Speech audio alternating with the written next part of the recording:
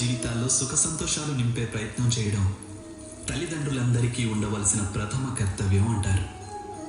ఎవరైతే మీ వల్ల ఈ లోకంలోకి వచ్చారో వారి కర్మల ఫలితంతో భవిష్యత్ తరాలకి మీ గురించి కూడా తెలుస్తుంది.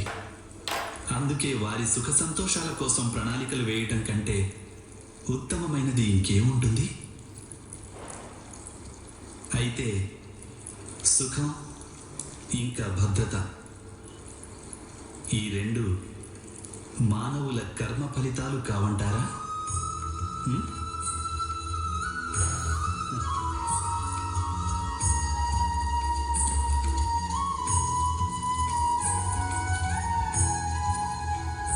మీ తల్లిదండ్రులు అందించిన మంచి లేదా చెడు సంస్కారం, ఉపయోగకరమైన లేదా నిరుపయోగకరమైన శిక్షణ ఈరోజు మీరు చేస్తున్న అన్ని పనులకు మూలం కాదంటారా?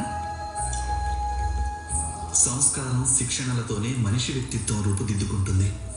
అనగా తమ సంతానం యొక్క వ్యక్తిత్వాన్ని తల్లిదండ్రులు ఎలా అయితే మలుస్తారో సంతానానికి అలాంటి భవిష్యత్తే ప్రాప్తిస్తుంది.